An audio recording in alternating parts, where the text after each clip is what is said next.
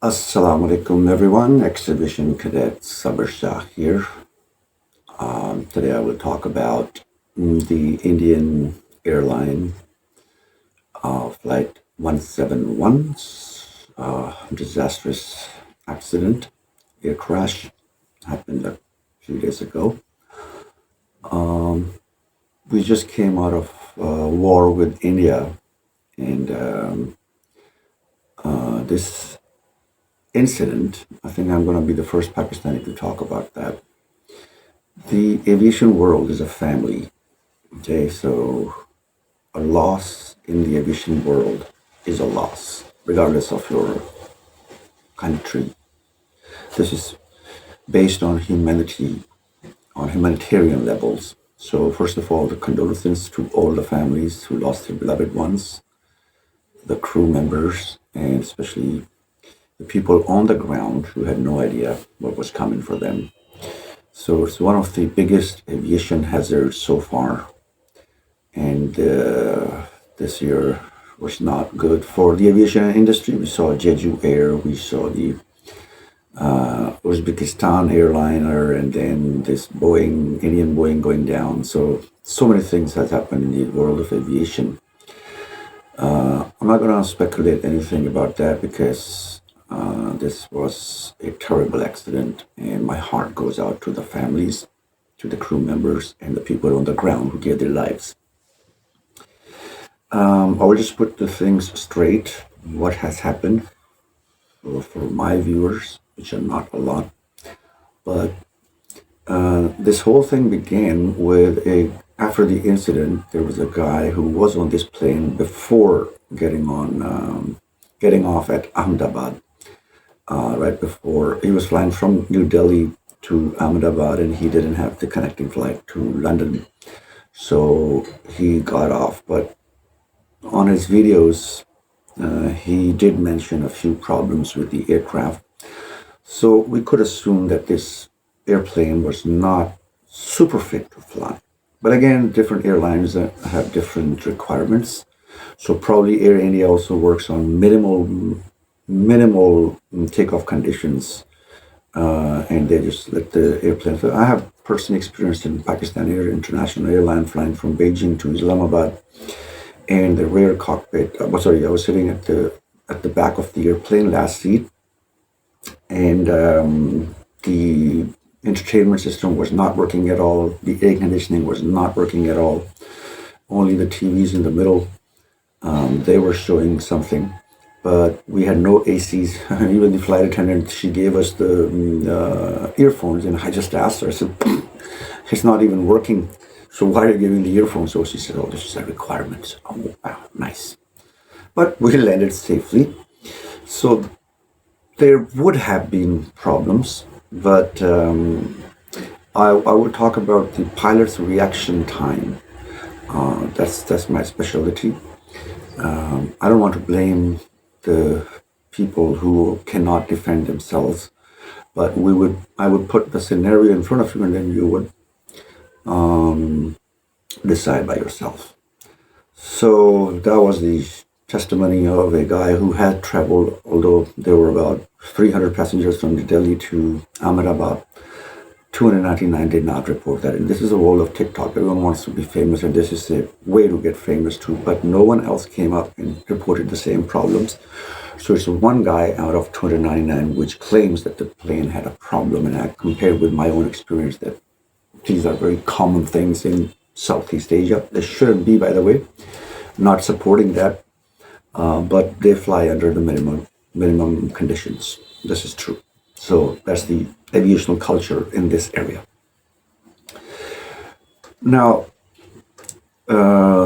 two videos circulated. One was made from a rooftop. They say he was a guy who just came from village to the city, and within the first 2 hours, he just took his camera out.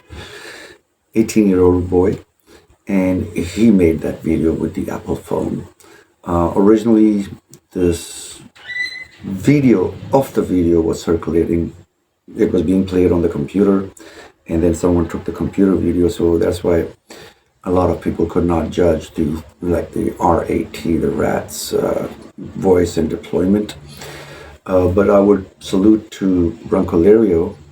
As soon as the accident happened, he was somewhere on the airport. I could see his video. The first and thing he mentioned, he mentioned very clearly that we don't have any information.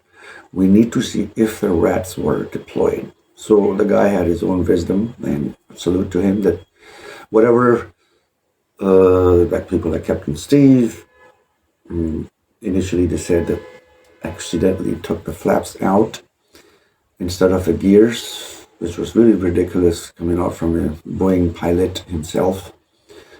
Pilots don't commit these kind of mistakes. There are many others, but I mean, this one is close to impossible. And again, I'm not blaming them. Whatever the information was available, of course, people have to speculate, so speculation was there, but that didn't make any sense. But Blancalerio, on the other hand, clearly said, yes, we have to see this piece of information. The second video is from the aircraft, from a security camera where the tail is being shown. And then, of course, all these myths that the flaps were not configured properly, that also doesn't lead to these kind of accidents. So the bottom line is, at the moment, most of the aviation experts on YouTube, they agree on dual engine failure and 32 seconds of the flight. That's it. Reached up to 652 feet and then went down into the doctor's hostel. So this is what is agreed upon. And again, we have to wait for the preliminary report. Once they decode the black boxes, we would have each and every detail of that one. But should we stop talking about that until the report? No, because a discussion always brings corrections, even if you have your own set of mind. Like Captain Steve initially said, that the flaps were the problem. Well, if someone believes that, then anyone who was listening to him, and he's a pilot, would think 100 times before raising the gears up, and which is a good thing. It's a good precaution. So I'm not saying that it was a wrong thing to say, or he made a wrong assumption. No. Whatever the data was available to him, he did what he said what he had to say. So, moving on. Now, it took 32 seconds for the flight from nose up to being crashed. And in these 32 seconds, the first 16 seconds are the climb, which was pretty normal. Now, for me at least. That you have a nice pitch up, going up, and after 16 seconds, the aircraft goes into straighten level for a little while, and then it starts to, just like landing configuration, the nose is up, but back is going down. And eventually, at the end, you could see a bit of high nose up position, of course, to avoid the building, but no thrust, of course, and that was the time when he had made a call and went down. So 32 seconds altogether, and 16 seconds later on, pilots probably have realized, okay, we are not getting any thrust. The aircraft is not going further above than 650 feet. So probably, let's be the least one, it took them at least 3 to 4 seconds after those 16 seconds when everything was going normal to realize that something is wrong. So you have to give the human brain reaction time over here. So if you reduce these 4 or 5 seconds, you're left with 10 seconds. Now, they're at a certain level for these 4 or 5 seconds, and now the plane is going down because there's no thrust. Now, what are your remedies as a pilot? Of course, you would try to detect the problem, whatever the warning screen is saying, whatever the screen is displaying, anything on which is a problem, then you would act accordingly. Suppose everyone is agreed on dual engine failure, many causes for dual engine failures. The computer system might have malfunction, and that's where both the aircraft, both the engines got flamed out at the same, not flamed out, but I mean lost the thrust at the same time. Flame out would have a flame coming out literally, and engine failure, or the fuel supply to both the engines was compromised.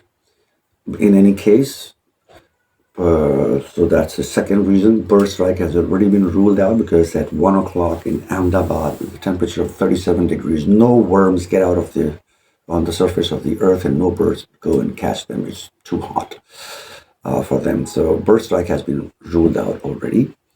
But how does this dual engine thing happen?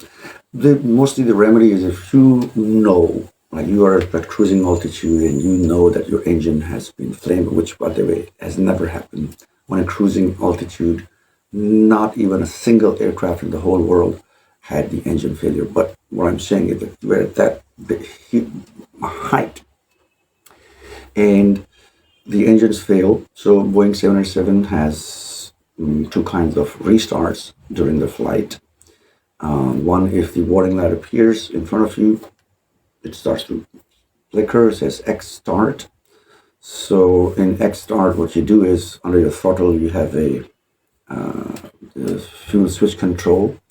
You turn it to run, your overhead panel that has the start switch, and you get it to start, and then you wait for the computer to, restart the engine. That's it. And if that warning light doesn't appear, you don't reach to the overhead compartment. You just get your fuel switch control to run position.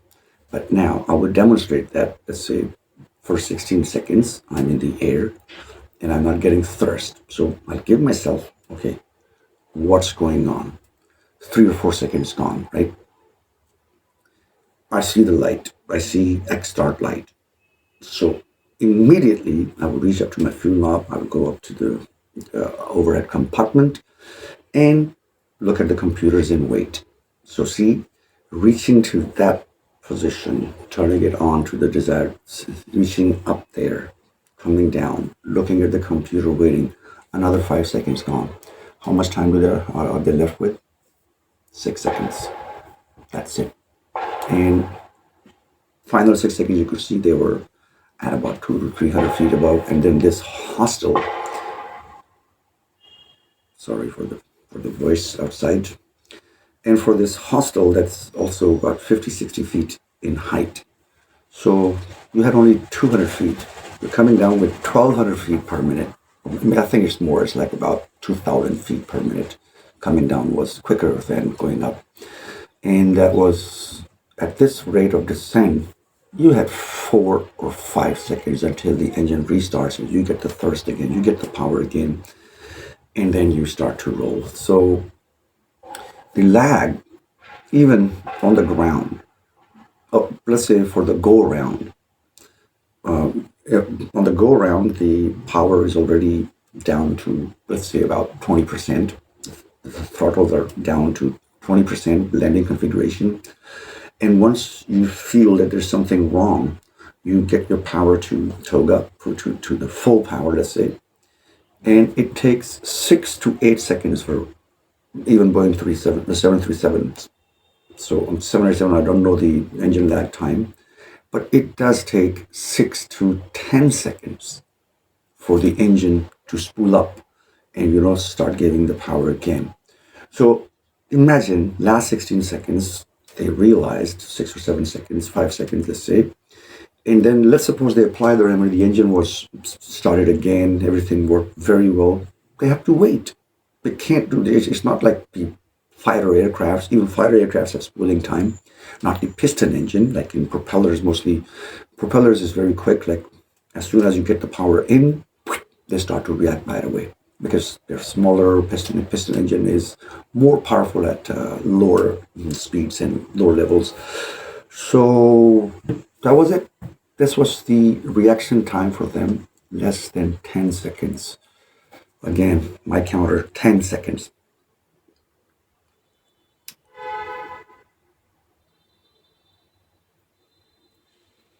Boom.